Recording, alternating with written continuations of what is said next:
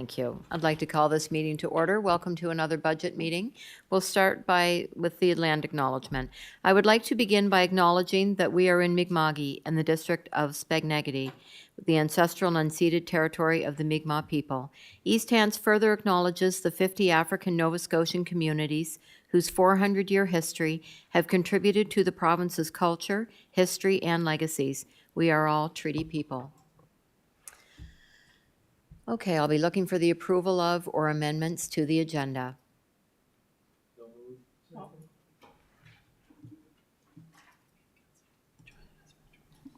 The warden, you want to go ahead? Yes, just before we start, given the not very nice weather outlook for Thursday with snow, freezing rain, ice pellets, I just wondered if maybe we could just come to an agreement tonight that we would do the budget meeting Thursday night virtually instead of folks being out on the road. So I don't think we need a motion for that unless there are a lot of people violently opposed to that. I'm certainly fine with it. I'm fine with that as well. If there's anybody who's, well, Yes, safety is our, it'll be on Zoom, the same as we were in COVID, yeah. yeah. All right. And also Councillor Tingley is joining us virtually. Okay, so you can let me know if he wants to speak. Okay, so once again, we'll be looking for the approval of or amendments to the agenda. Moved and seconded. All those in favor? Next, we'll be looking for the approval of the minutes of the budget meeting held February 6, 2025. All those in favor? Contrary minded? Okay, motion is passed. First item on the agenda this evening is Community Partnership Fund and General Government Grants with Joe Swinimer.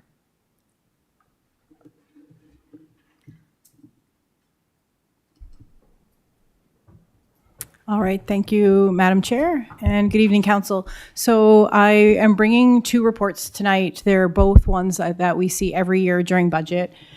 These are your two council-approved grants that we do. They're very similar reports, and I'll just scroll through as they're very standard. If people have questions at the end, of course, but I'm not going to go into a lot of detail this evening.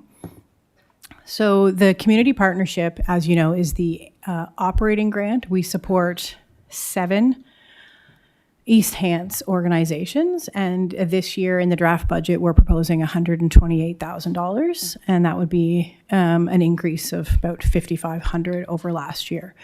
So if you're looking comparatively at this chart, it's 2 organizations that we have changed the numbers for in the new draft budget, and I'll scroll down to those.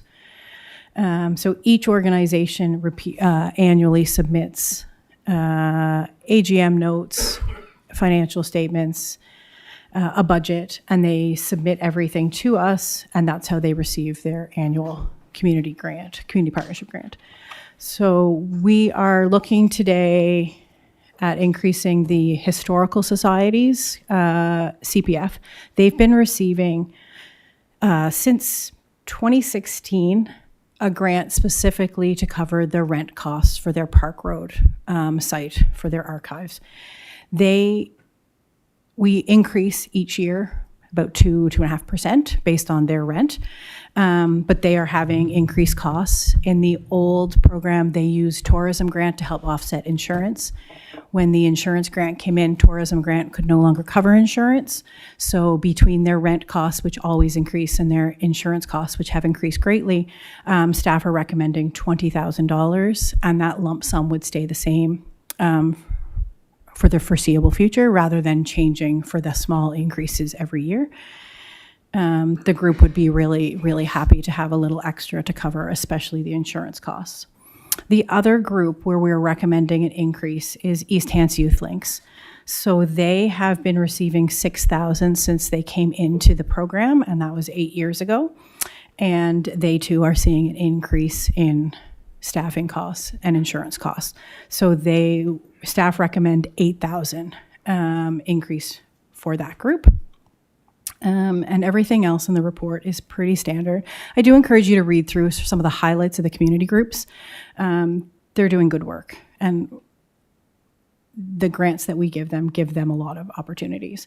So the budget summary is there. This is the same table from the beginning. And as always, council can recommend value, like an increase or decrease. They can set this list. Once it's set, it goes forward as budget, and this council motion would be part of the payments for the following year. And any groups that want to apply to this program do so in October. This year, there were no new applicants. So all that being said, I will bring up the recommended motion outlining the values that were discussed. Okay, thank you very much. Just have some counselors on to speak here. Counselor Rhino. Thank you, Madam Chair. Through you to staff, has anybody asked for consideration of an increase in cost, any other group? Through the chair, not this year. These are the only two groups that had indicated. To be honest, there's not a group out here that couldn't use more money, but this is, But these are the only two groups that have asked for consideration of more funding. correct. Thank you. Thank you, Counselor. Next to speak is Counselor Merriam. Thank you, Madam Chair. I just wanted to thank staff for putting a very clear report together, and also thank these organizations for the great work that they do in our community. And with that said, I'd like to move the motion. I move that the Corporate and Residential Services Committee recommend to Council that Council approve the list of recommended Community Partnership Fund organizations to be included in the draft 2025-2026 budget and grants to be dispersed following final budget approval. Corridor Community Options for Adults, $15,000. East Hants Community Rider, $50,000. East Hants Family Resource Center, $20,000. East Hants Historical Society, $20,000.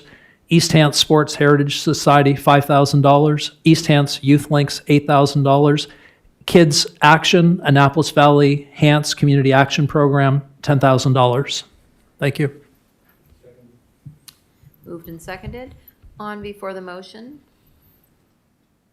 Deputy Warden McPhee. Thank you, Madam Chair. Through you to staff, I just had a couple questions on the East Hants Community Rider. I don't know if you can answer them or not on this. I was wondering, it mentions the low income threshold, I guess, for the assisted fare or reduced fare. Do you know what the cutoff is for the income, or where they consider the reducing the fare? Through the chair, I don't know specifically. Like, a lot of them use the standard LICO scales, the same as the provincial and federal government, but I'm not specifically sure. They were getting a fair amount of funding from a couple other sources to help offset the low income fares, and they were doing their best to increase. This year, they did note that they had a lot more lower income because of the programs, and they were reaching further afield. It's much less just corridor-based now. There were a lot of groups, a lot of families and individuals using the services from Mount Uniacke, the shore, and rural areas as well. That's what I thought it kind of mentioned, so I thought it's a great thing that we're servicing Mount Uniacke and over Walton Way and that. So and I suppose you wouldn't know this either, if there's ever any thought of having a threshold where basically you don't pay a fare any longer? Would there? I'm not sure about that. There are a couple other programs that they partner with for medical appointments through the Nova Scotia Health. They do a program where it's covered, and Community Rider is one of the provincial partners for that program. So there certainly are avenues for that to be reduced, especially for medical services. Yes, Yeah. that's what I was thinking. If someone needed to get in for a medical appointment and really couldn't afford much. It's a lot of people, unfortunately, don't. Seniors, especially on fixed incomes, very low income. And I just see the numbers here. So it's basically, 1,724 passengers that they account for all of the 13,042 rides. That's how that works, is it? Yeah. So some of them would use it 10 times, some people Correct. one time or whatever. Yeah. So, and was there any I know it would be up to them to ask, but I could actually see this as a program that maybe to keep it expanding, keep the fares down, where we might consider a greater grant to help them out. Yeah, through the chair. Like this group had been receiving 20,000 or 25,000 for a long time, and just 2 years ago, we increased that substantially. So you'll see that with all of these groups that they will cycle back through, and when they have proposals and plans and expansions, they'll be back asking for funding. Yes. Yeah. Okay, very good. No, I guess that's everything. Thanks very much. Okay, thank you, Deputy Warden. Next to speak is Councillor Mitchell. Thank you, Madam Chair. Through you to staff, East Hands Youth Links, since Stride is no longer available to them for courses and classes, have they reached out to the Sportsplex to fill that gap yet? Through the chair, I know that they're working with just about every partner that they can. There was a gap for about 2 months when their coordinator had moved on to a new job. So they have a new person who's doing the programming now. So that's on her list of things to do. I was speaking with Youth Links a couple weeks ago, and they've got someone hired again, and they're moving with their programs again. So I know that the fitness program that they were doing was really popular, so I'm sure they will find a way to keep going. Okay, thank you. Thank you, Councillor. Next to speak is Councillor Musa. Thank you, Madam Chair.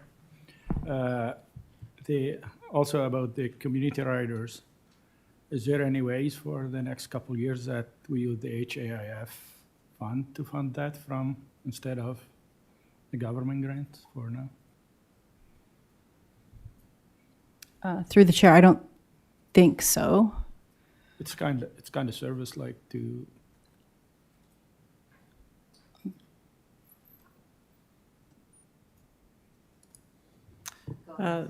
Through you, Madam Chair, based on the eligible expenditures for the HAP, unless it was a named program, sort of on the operating side, unless it's a named program, as one of the initiatives that we have, it wouldn't qualify for funding. Thank you. Okay, so we have a motion on the floor. Motion's been called. Go to the vote.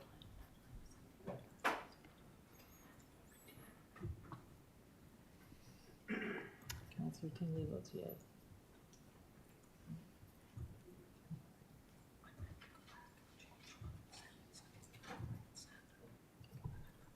Okay. We've got one more person to vote. I wasn't here for the motion, so I can't vote. Thank you. Okay, so the motion has passed unanimously.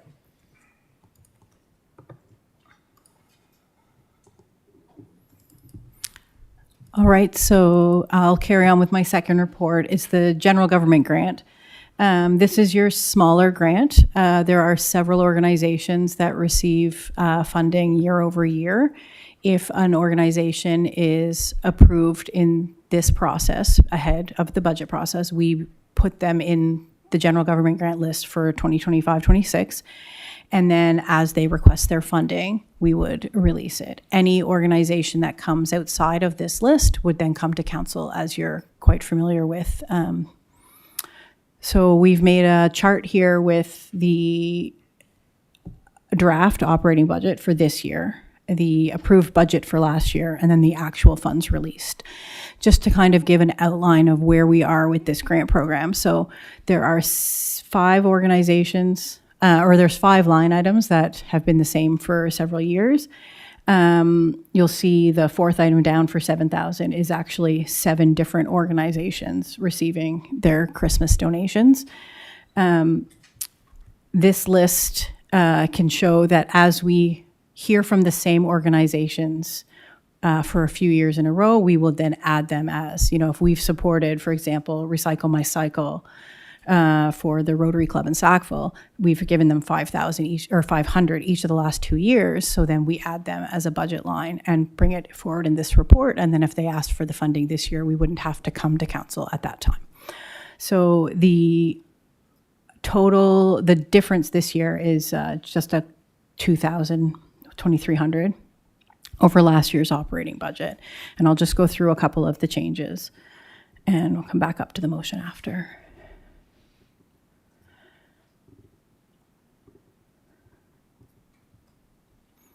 So last year, for the first time, we heard from the RCMP and East Hants Crime Prevention about a donation towards their golf tournament fundraiser for their Heidi Stevenson Memorial Golf Tournament.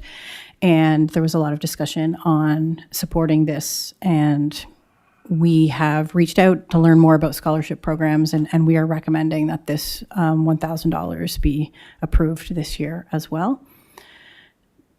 This would be new to the budget, but the second year they receive that funding. The 4-H sponsorship's a little bit different. We have heard from the Halifax East Hants region of 4-H 2 or 3 years out of the last 4 about trophy sponsorship. And it's a very small grant. We give them $100. It covers 4 of their trophies. We've also supported Pro Show in the past. Council made a motion when we supported them last time to make sure that we're supporting equally in Hants County, so in East Hants. So there is the Valley region has 2 clubs that would sit in East Hants, and Halifax East Hants has 2. So instead of the $100 that we've given them the last 2 years, we're recommending $200 goes in the budget, and that staff work with the other region to find a way to support them the same way that the Valley region would receive the same as Halifax East Hants. Recycle My Cycle was the example I just used, and we funded them twice so far with this program, so we're recommending they become a line item. We've also supported the RCMP Hants East charity hockey that they play in memory of Braden Bannister the last 2 years, so we've put that in. And then finally, not in the draft budget, we did put Safegrad in as a discussion item. So staff have received that first request just in the last week or so about hosting Safegrad for HERH at both facilities, the Aquatic Center and the Sportsplex. We have hosted Safegrad at the Aquatic Center before, and we have done that with both Hants East and Hants North High. We didn't put budget in because we don't have enough historical information to say what it costs. We think this year, between the 2 facilities, that it would be about $5,000, which is more than the contingency that we sit with in this fund. So it's not in the draft budget, and council might give consideration to putting that in as approved for this year. The contingency that we're recommending is $4,000. It's been used. Sometimes we go over, sometimes just under. It's a good value to leave it, staff think, at this time. And I have a couple of councillors who'd like to speak. Do you want them to wait till after your presentation, or? we can, I'm just about done. I might as well go ahead. Yeah. Okay. So we have, just at the end here, the different alternatives. So council can recommend different amounts for any of the grant recipients. They can comment on the Safegrad, and if we add a line about funding Safegrad this year, we would do so from the reserve, as it's not already in the draft operating budget. And council can always decide to increase contingency funding. But there is some reserve funds there for any overages this year. And then I was just going to come back up to my recommended motion with the items listed in that initial chart. And then go ahead. Thank you. Thank you. Okay, first to speak is Councillor Rhino. Thank you, Madam Chair, through you to staff. Reading this Heidi Stevenson golf tournament with regards to the $1,000 that's given to them to, for their tournament, which raises funds for the humanitarian bursary award in her name for students in East Hants. Can I be assured that that is across the municipality as a whole, or not, or just one school in particular along the corridor area? That's one thing I want to clarify. Could you tell me about that?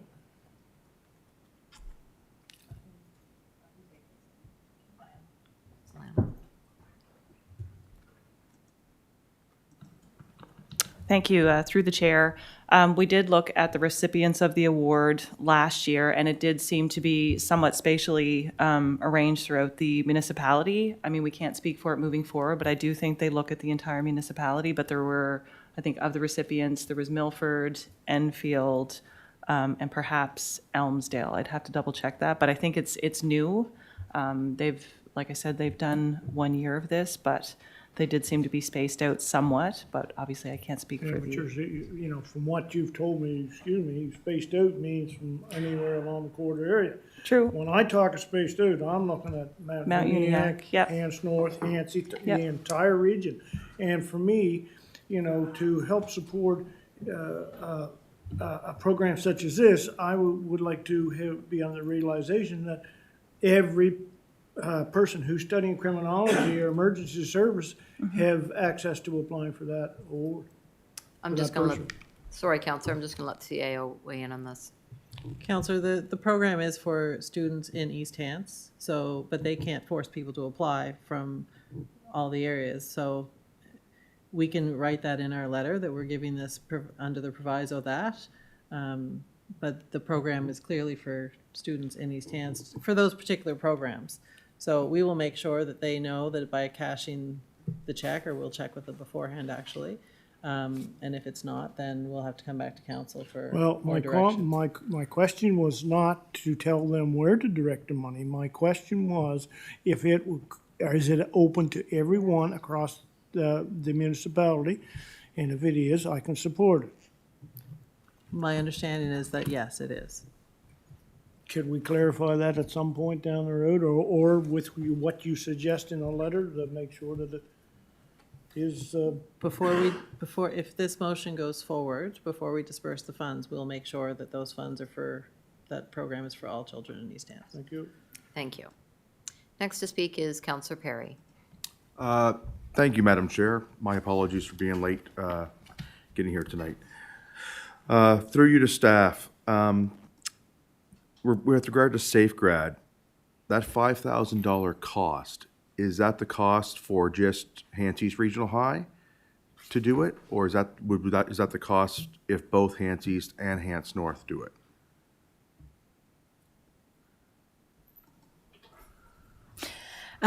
Through the chair. So we, in the past, Hants East and Hants North have both used the Aquatic Center, and the Hants East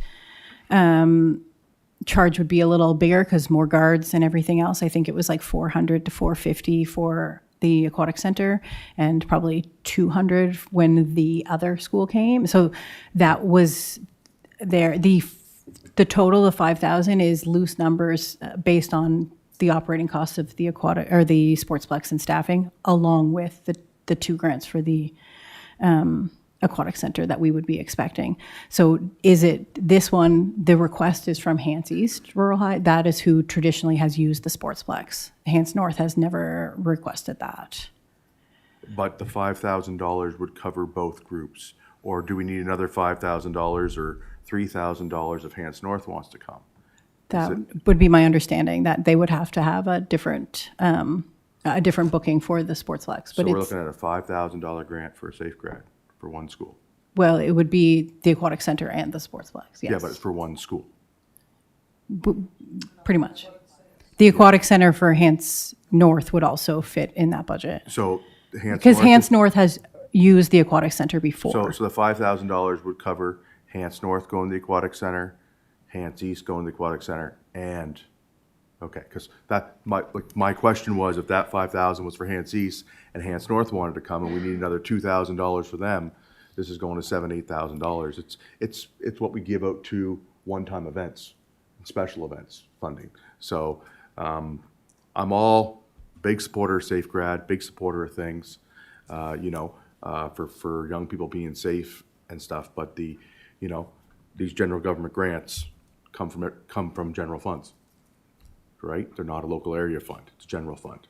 And there's a lot of students that live in other parts of the municipality that don't have the option to reap any of these benefits as well.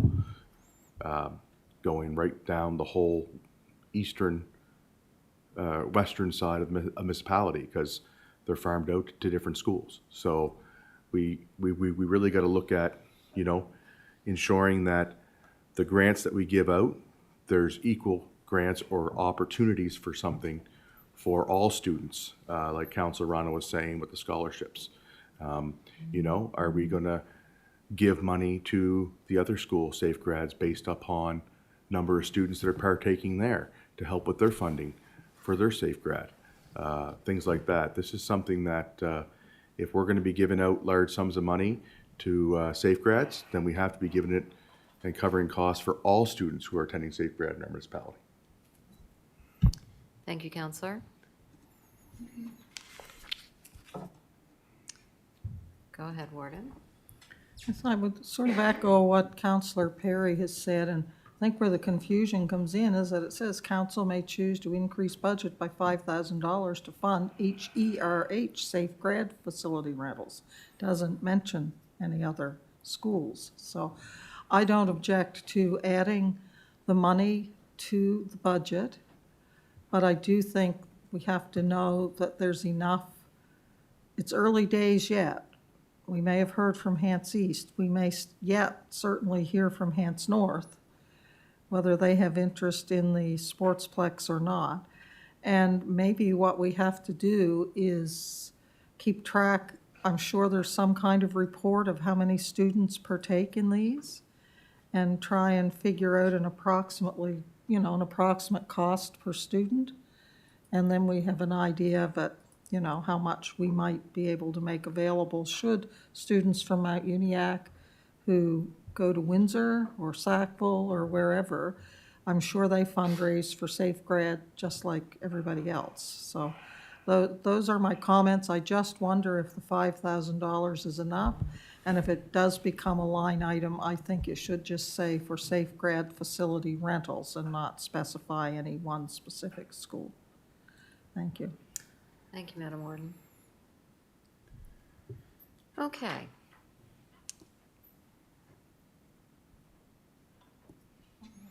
Oh. Go ahead, Warden.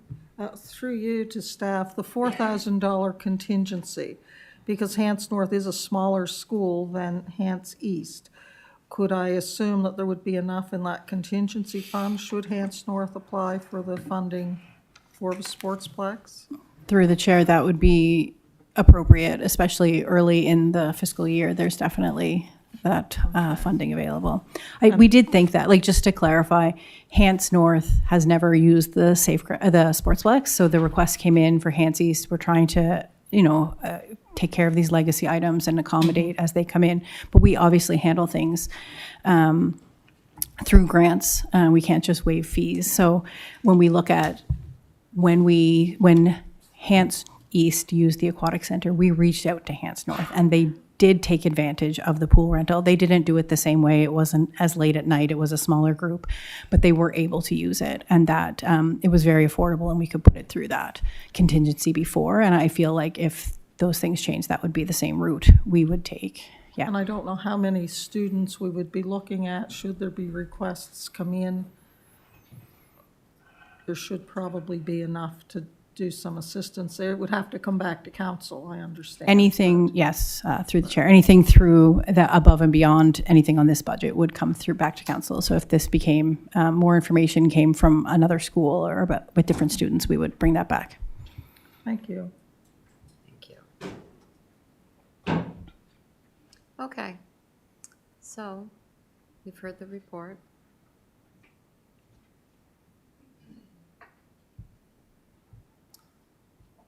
CAO? Through you, Madam Chair. So just for clarification, this motion does not include the SafeGrad monies. And if you wanted to, whoever wants to make the motion, if you do want to include those, you'll need to add them to this motion. And if you want it so that any school that comes in that has students that represent East Hants can access that funding, I would probably recommend going to a $7,000 allotment for SafeGrad, and then those requests can be dealt with at the staff level when they come in. You can do the 5, and we can bring other schools back through committee if you want. Those are your options, or you can do nothing and we can bring them all back to committee for individual discussion. Thank you. Thank you. Warden Rolston. Okay, we'll have a shot at it. Move that the Corporate and Residential Services Committee recommends to council that pending appropriate documentation is received and the passing of the 2025-2026 budget, council approve the following general government grants for disbursement in 2025-2026. Safe grad activities for any eligible students upon request in the municipality, $7,000. Remembering Canada's Heroes, $1,000. Hants County Exhibition, $500. Dr. Snow Bursaries, $3,000. East Hants Food Banks Christmas programs for the 7 food banks in the municipality, $7,000. Coat Association, $2,000. The Constable Heidi Stevenson Memorial Golf Tournament through the RCMP, $1,000. Recycle Your Cycle, the Rotary Club, $500. 4-H sponsorships, $200. And the Braden Bannister Memorial RCMP Hants East Rural High Tournament, $650. Okay, moved and seconded. On before the motion. Counselor Rhino.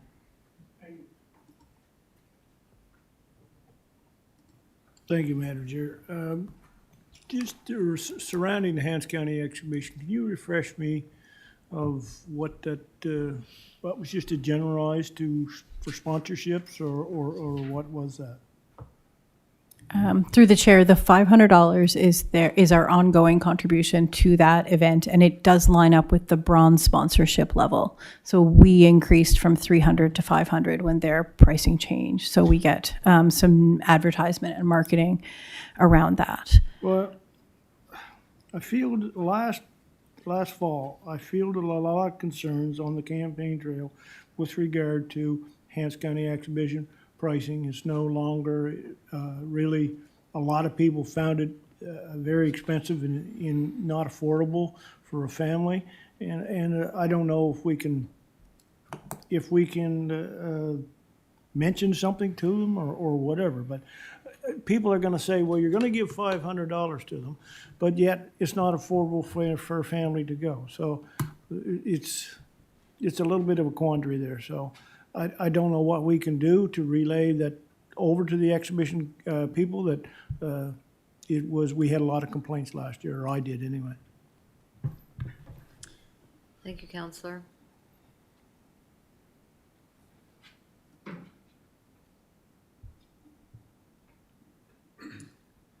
Question? Question's been called. We'll go to the vote.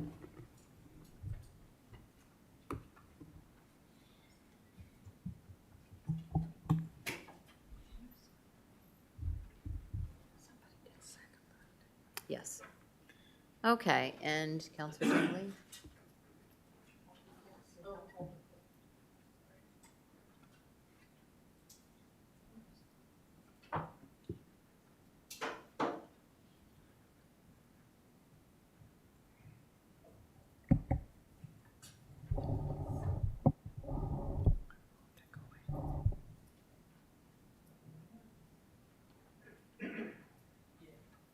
Okay, the motion is passed unanimously.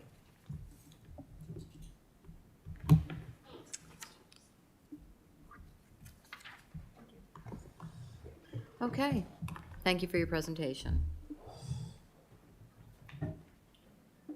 Next item on the agenda is the Sportsplex review of draft 2025-26 operating budget with Wade Tatry.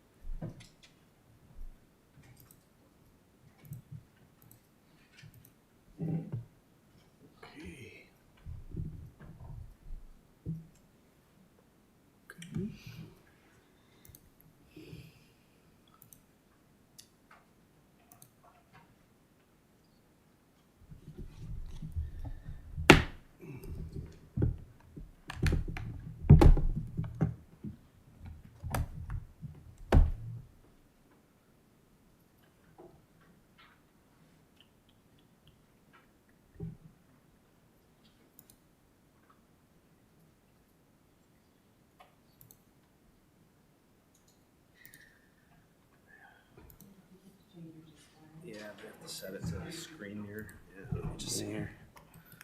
Let me just see here. Go for it.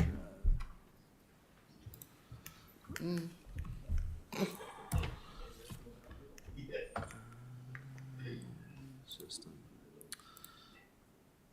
We'll just do extend. We're gonna go duplicate. Yeah, looking good. Good. Thank you, sir. Yeah.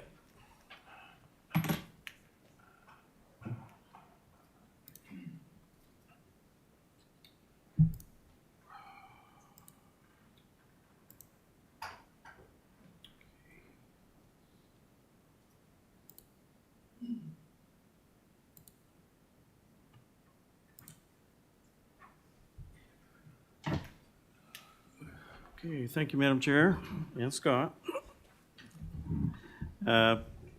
First thing tonight, we're going to talk about sports specs, but actually we have a little something before that.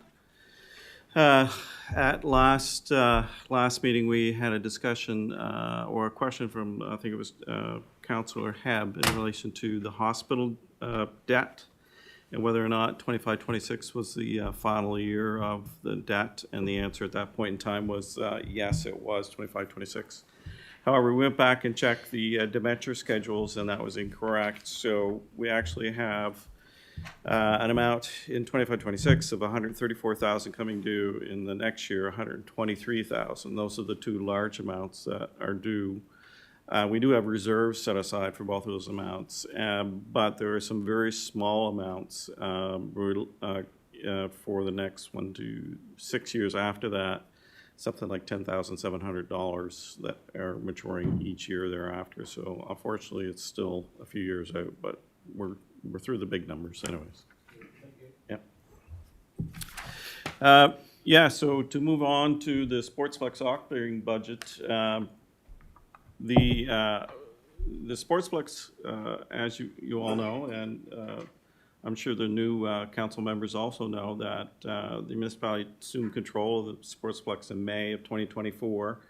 And there's been many changes since that's been taken over in May. And I would suggest, Scott, and I think you probably agree, it's still a work in progress, lots to do in the future. And I'll point to some of these numbers here in this slide and talk about them.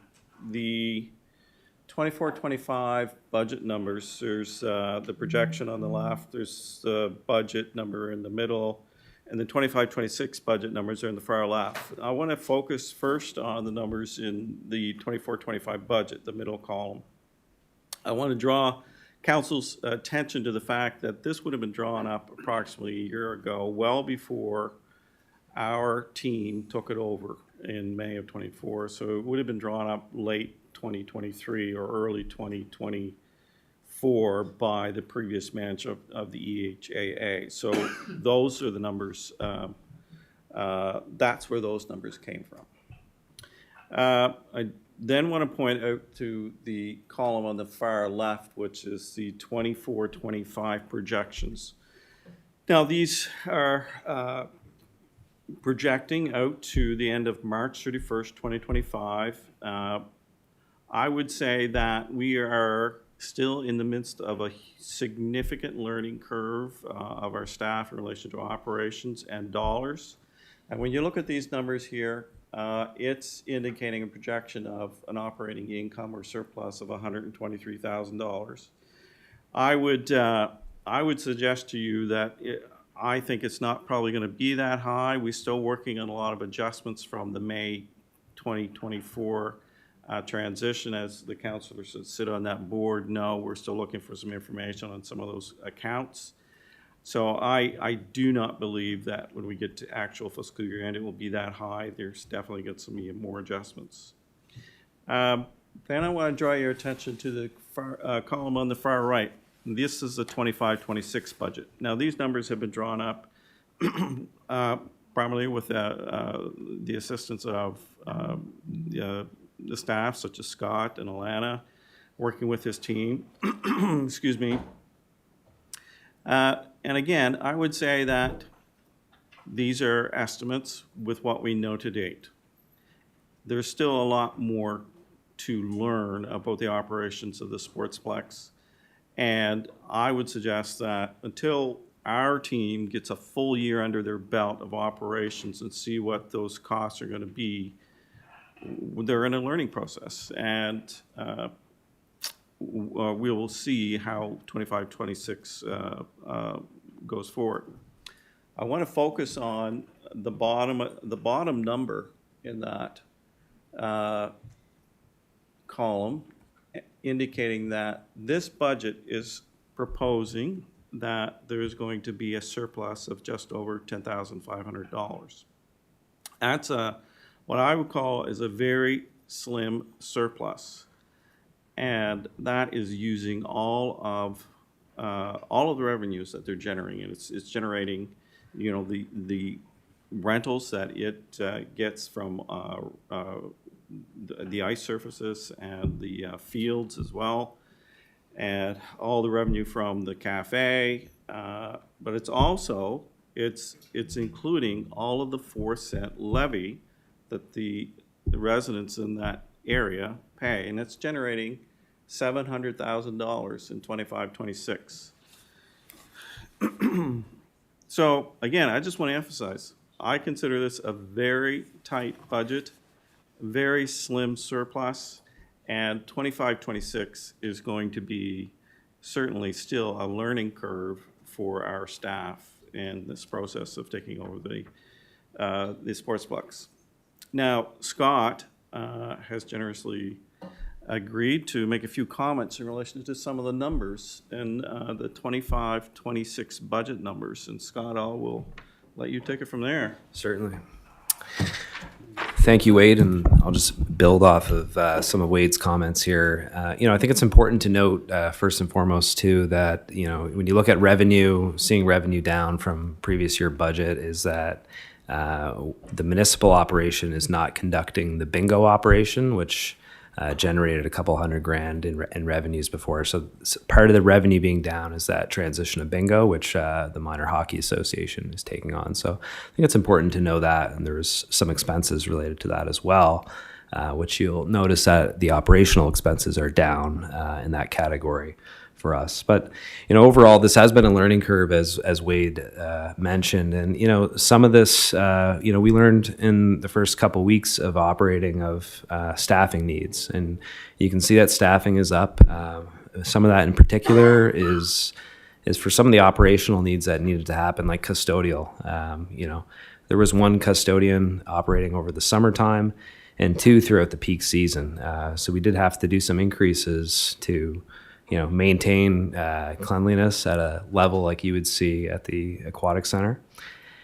Some of the other things with staffing is, there is labor standards codes to make sure that staff are permitted to take breaks if they're working more than 5 hours. So, we had to make sure we're compliant with that to increase staffing capacity so staff could take breaks.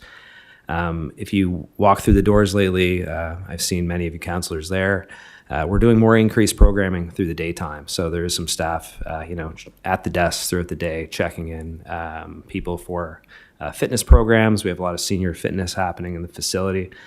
The facility is getting more utilization. More utilization means more costs on the staffing side.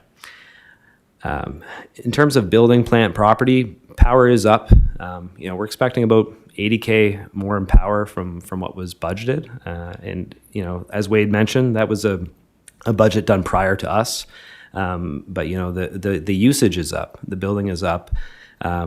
Mechanical pieces that were broken are fixed. There's dehumidification working in both pads, reducing the humidity levels for the ice. Lights are on that were replaced, that were broken, that also we're running more lights more of the time, keeping the facility bright. And that has a cost, but there's safety reasons for that as well. And I think lastly, I'll say the preventative maintenance costs are up. Although there's capital work, the preventative maintenance costs, will save the municipality in the long run of future capital replacement. So we have done a lot of preventative maintenance this year to keep up with equipment to maintain it. So I think that's kind of just to build off of Wade, some more comments on there, and if there's any questions, we're happy to answer. Thank you very much. Yes, Madam Chair, I was thinking that if council had questions about this page or these numbers, we could try to answer them before I move on to the next page. Okay, and we do have Councillor Rhino to speak. Thank you, Madam Chair, through you to staff. Well, I just heard, your explanation of some of the increases, and you said we had to hire extra staff for cleanliness and all this thing. Well, that bodes my question. Are we held to a higher standard of cleanliness more so than the board was previously? I'm just trying to get my head around, if the board ran there for so many years with so much staff, where are we heading, why are we increasing? And that's, you see where I'm going with this, right? Are we held to a higher standard more so than anyone else? CAO would like to comment. Counselor, we really can't speak to the standards that were in place before. We have standards as a municipality that we have for our facilities, and the feedback we're getting from the community is we have the right standards in place with what we're doing now. So I don't want to say, one is better than the other, but I think it's important that as we've gone through this process, we've spoken to council about some of these issues, and we've made some decisions that the facility needed to be cleaner than to be up to speed with our other facilities. So is it a higher standard necessarily? I can't speak to what the standards were before, but we do have a standard that we need to keep our facilities at. And it's not only for when you walk through the door today, it's a long-term facility management piece that you need to operate the facility the way it was intended to be operated. And part of that is cleanliness, part of that is making sure that your surfaces are being treated properly, that they're going to, we just put new flooring down throughout the facility. We need to make sure that we're treating that properly and maintaining it the way it's intended to be maintained. Well, my question still, I look at this and from the GTR, there's $10,000, and you know that there's probably gonna be more. So my taxpayers want an answer are gonna ask me, why are we increasing staff there compared to the other ones? And I have to give them some kind of answer, and this is where my question is coming around, because I am here to watch the taxpayers' dollars, and that's what I will continue to try to do. Thank you.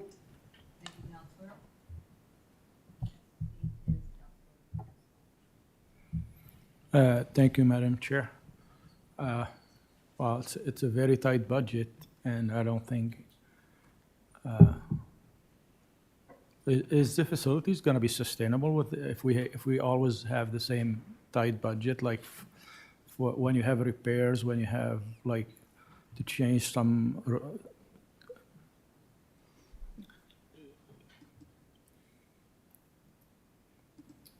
Go ahead.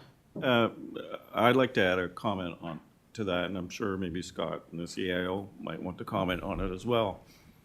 Something else I would like to point out in these numbers is the fiscal services and debt number. You'll notice that we're sitting in the budget number of 25-26 at $339,000. And on the next page, and what you'll hear later tonight, is that there are capital projects that are planned for the future and will be put to you as council to vote on them. And some of those capital projects do not have reserves set aside to fund them all right now, which means at the moment we would have to issue debt to fund those at some point in time in the future. And what that means from that line item perspective is that that number will increase over time once you incur that debt and the interest rate on it. So I don't have specific numbers now, but that number that you're seeing there is generated by an outstanding debenture of around $2.4 million. So undoubtedly that number is going to increase.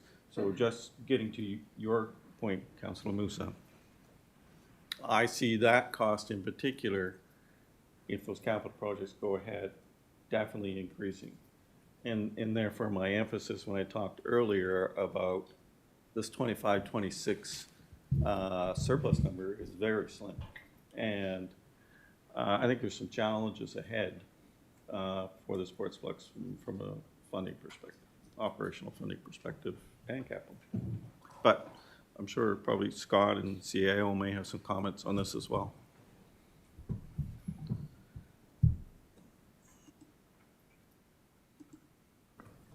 Go ahead. Yeah, to add to that, through Madam Chair, as Wade also mentioned at the beginning, we are just over 6 months into operation, and our staff team is looking diligently too at the different revenue opportunities. We are, increasing ice availability over the summer. These are projections right now too of our best estimate. We do believe there's revenue opportunities and abilities to cut cost with some of the capital projects that we are putting forward for council's consideration. Are energy efficiency projects that should reduce the operating cost for the building. So those are some of the investment that we're looking to make in the facility, which in the long run should make it more of a viable operation. Thank you. CAO? Through you, Madam Chair, Councillor Tingley has a question, probably for Scott, on what's involved or what's in the operational costs, if we can get an idea of what's in there. And while you're thinking that through, I just want to make a point around Councillor Moose's question. So the budget has been prepared this year without an area rate increase. We know that's not sustainable. So 1 cent on that area rate's about, my math says $175,000. The budget is drafted without that in there, but that is something that you're going to have to look at. We just don't know how much the growth in this area is going to improve that for next year. Because right now, with the transfers to reserves, you're not putting aside any money for sort of those longer term projects, and you're going to need to do that for this facility. There's no question. Yeah. We can only get so much in rink revitalization money and whatnot to pay for some of those things, but there's some significant dollars that need to go into the facility that you'll talk about later in the meeting or your next budget meeting. So Yeah, that was exactly what Yeah. I'm asking for, if there's any more money coming, like, to be able to have it, for the facility to be able to survive, like. Yeah. So a couple of things, we wanted to sort of see a whole year play out before we made any drastic moves. And two, we know that the growth in the area is going to increase that $700,000 revenue amount. So maybe that you don't need to increase it year one, but, at some point, you're gonna have to look at more money into your capital funding for this facility. Thank you very much. Thank you, Councillor, and CAO. Just going to pass it over to Scott, Madam Chair, just to go over what's in the operational cost. Sure.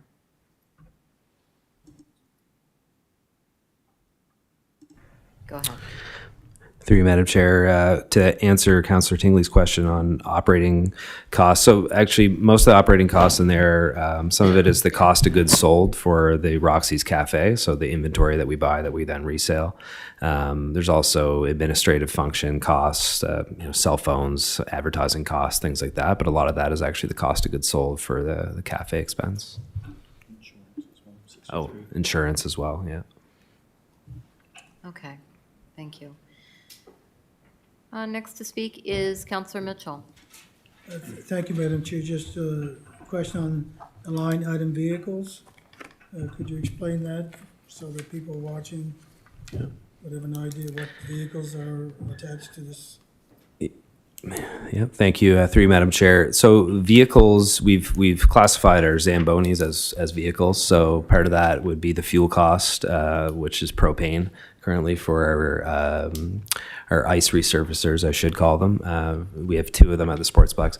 We do also have a municipal truck vehicle. So some of that is for the maintenance on that truck for the facility, for our operations staff. Yeah. So the vehicle costs includes maintenance and fuel for, yeah, mostly the Zamboni. Yeah. What are you using the dome for the turf?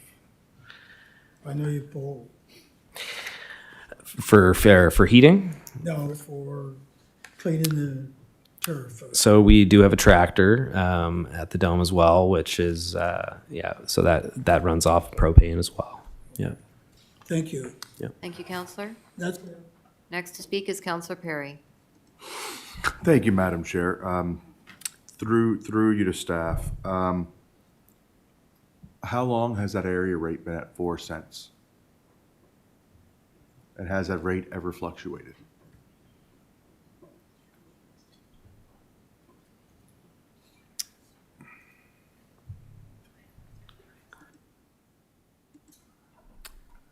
Go ahead, Theo. Through you, Madam Chair, I believe it went in 2021, 2021 is when it went to 4 cents. Before that, it was like 3 cents, 3.4 cents. somewhere in there. No, I just want to know the history of the rate. So it's only increased minutely over the lifetime of this facility. That was just one of my questions, because I know it's something that's going to have to come up later on. I will say, I've been to the Sportsplex recently, and I was there, and there are a lot of changes. But one of the things that we have to understand is it has a full-time staff complement. The board, when they were running it, it was a nonprofit. They do not have the resources the municipality has to run a facility. I bet you if they had our resources, they would have loved to put more people there and do a lot more things. But it comes down to resources. Everything I've heard when I'm up here in this area of the community, it's nothing but positive about the Sportsplex. I have 2 young children. We have friends in the area that have young children. We have play dates. You know, they look forward to soccer. They look forward to playing hockey and all those things. So it's not something that, there are some immeasurable numbers you can't get with the dollars and cents in a budget of how it impacts the community beyond just what it costs. We are going to have some decisions to make going forward I looked at all the capital projects coming forward, and there's a lot. But it's something that, you know, it's like when you buy a used car, right? You take it into the shop, and guess what? It might need a little bit more work than you thought when you bought it, but once you get it fixed up, and if you maintain it properly the whole time, it all levels out in the end over a period of time. And I believe that 6 months is not enough time to gauge a proper budget. I think we're still going to be in kind of the waters of play it as you go for this year. And I really believe next year's budget, we're going to be able to dig our teeth in and really look at numbers, look at things that need to be done to, as Councillor Musa said, ensure its sustainability for the area in the future. So I want to commend all the work that's been done already by Scott, his staff, and everybody through the transition, because from where I sit and from where the people I talk to live in this area, it was pretty seamless. There was no real big hiccups. And I do think with the extra services, because we have the extra people, it's only going to grow, and it could have the ability to do more in the future. Thank you. Thank you, Counselor. Next to speak is Counselor Dixon. Thank you, Chair. I guess I probably spend more time than most people do. With grandkids, myself playing hockey. Like I said the first night on council, when I returned to council, how much things have improved. With a lot of the guys I play hockey with on Sunday, they're all either coaches, have been in the system for a long time. All their comments are positive, including walking on the floors, they're clean, they're not getting chips in their skates, the little things like this. More of them, I think, are using the canteen, the facilities. I think it's a matter we have to invest money to make this successful. I think Councilor Perry pretty well summarized the main things. You know, we got to support, go ahead. The rink's going to be used, the sports bike's going to be used a lot more in the summertime. There's guys talking about summer hockey on Fridays and events like this, which is all the possibilities. I think go back to Councilor Perry, give them a year, 6 months to a year. Let's review it and think about it positive. The only question I would have, you mentioned, Scott, the bingo operations is an expense. Is that a large expense for them to operate to us? If you have the answer, I'm not putting you on the spot, no. No, through you, Madam Chair. The expense and the revenue, it was about a 200K expense with a 250 revenue. So I think it generated about 50K per year based on what the budget was last time. So that's why it was a significant expense, but there was a significant revenue at the same time that offset it. Thank you. Thank you, Counselor. Okay, seeing no one left to speak, you can continue. Thank you, Madam Chair. So the next slide is simply showing the amount of reserves and outstanding debt that we have in relation to the Sportsplex.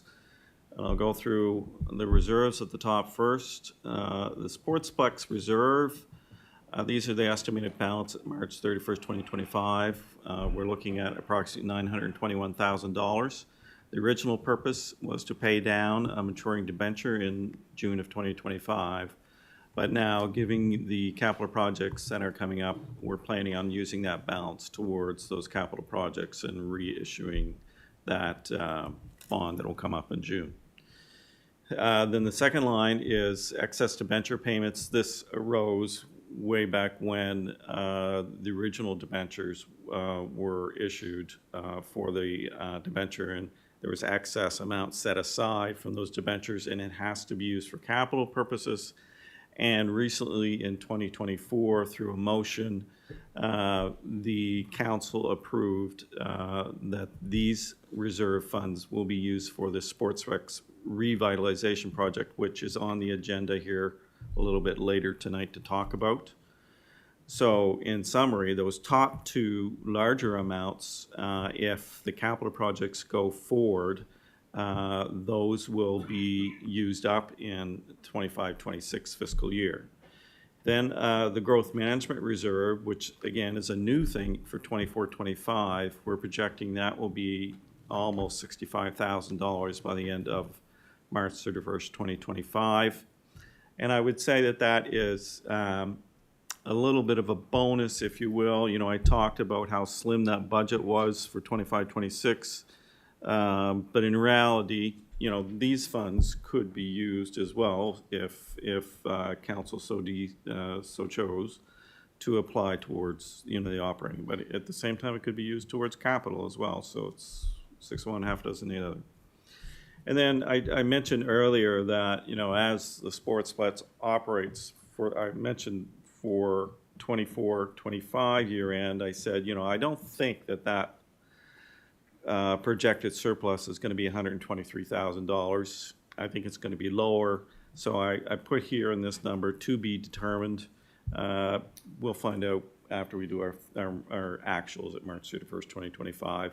I don't expect it's going to be a huge amount, though. And that could be used for a variety of purposes as well if it does turn out to be a surplus as well. And those are the reserves numbers. So again, except for this growth management reserve, and perhaps if we have a surplus, they're pretty much all accounted for if those capital projects proceed. And the current debt outstanding is around $2.4 million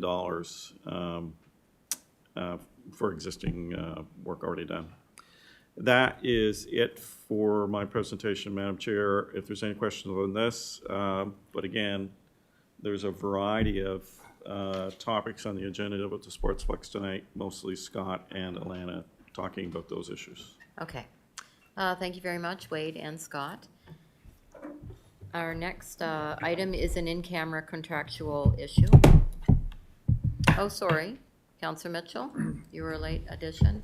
Yeah, it's just a quick question on the maturing debenture. Is there any amount going to be put on that in June? Contingent upon what council decides, with the capital projects that are progressing, I would say that we are currently planning to completely renew that debenture in June of 2025. That's the current plan.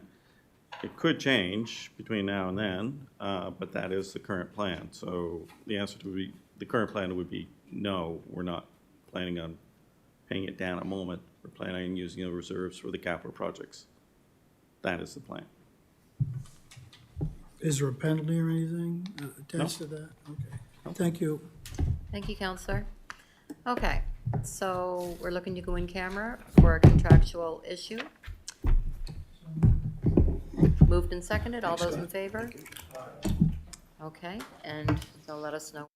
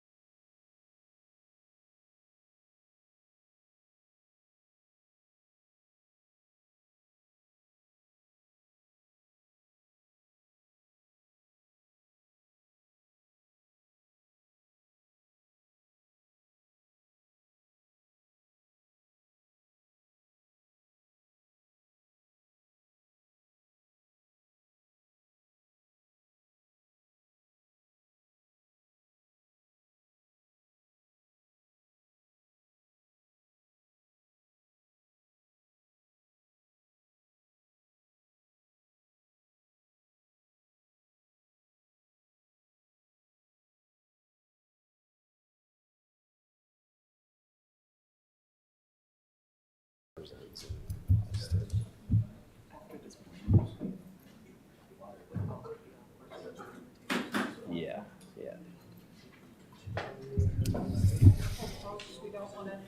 It'll be fine. It'll be fine.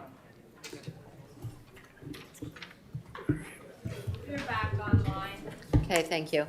Okay, folks, just want to let you know that we met in camera for a contractual issue. There are no motions coming forward, just instruction given to staff.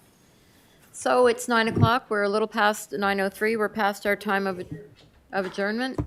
Seconded. Moved and seconded, all